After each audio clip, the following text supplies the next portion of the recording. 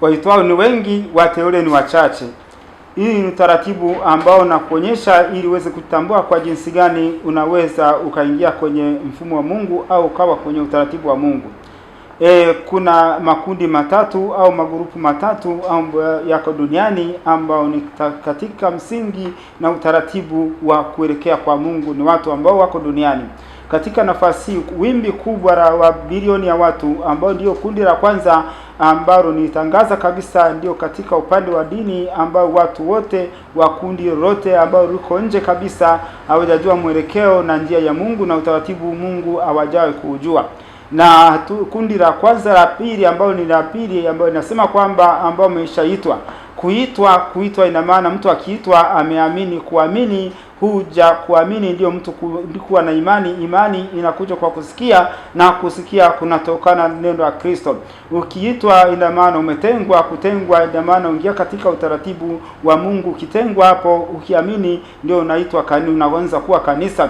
Ukiwa kanisa ina maana umeingia utaratibu wa Mungu na Mungu anakutambua. Lakini katika taratibu za kubatizwa katika jina la Yesu, kuondolewa dhambi, na ukiendelea dhambi kwa umeitwa, inabidi upambane kama leo ninavyosema katika Injili ya Yohana 14:15 nasema kwamba ukinipenda utalishika neno langu, ukipenda utalishika sheria zangu, nami nitamuomba Baba atakupa Roho Mtakatifu. Ndio kutengwa, yani Roho Mtakatifu ndio ubatizo. Roho Mtakatifu ndiye muhuri mpaka siku ya ukombozi. Kwa hiyo Roho Mtakatifu ukiitwa, unachaguliwa, unategemea, unapambana ili uweze kupata tuzo ni Roho Mtakatifu. Ukipata Roho Mtakatifu ina maana kuteuliwa. Walioitwa ni wengi, lakini wateule ni wachache. Wale wateuliwa waliokishateuliwa ndio wenye kiwango cha ukamilifu mpaka utimilifu wa Kristo. Wana vitu 8.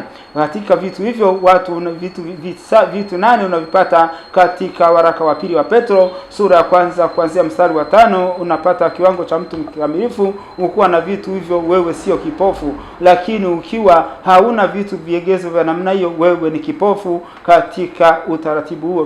Kitu cha 8 ni utimilifu ambao ni upendo. Utimilifu kumlingania Kristo ndio mtu anapata kunyakuliwa. Katika nafasi hiyo ndio njia ambayo katika nafasi hiyo kuitwa ina maana kuchaguliwa kuingia katika utaratibu wa Mungu. Ndio watu wenye kuliamini neno na kulishi neno zima kama hivyo. Hao ndio wanaitwa waaminio, walioamini neno, lakini bado kazi ya kupambana ili waweze kupata ubatizo wa Roho Mtakatifu ambaye ndiye muhuri mpaka kama siku ya ukombozi ambao utaupata katika kitabu cha Waefeso sura ya 4 ule mstari wa 30. Hiyo ndio nafasi hiyo ambayo inakuelekeza kwamba ni utaratibu wa makundi hayo. Unapaswa kuingia utaratibu wa Mungu. Wale ndugu zangu Waislamu unapaswa kubatizwa kwa jina la Yesu Kristo, na wale wa Kristo katika kuitwa inabidi si kuwa Mkristo. Unaweza ukawa jina la kuwa hai kwa sababu ni Mkristo, unaweza ukawa umekufa.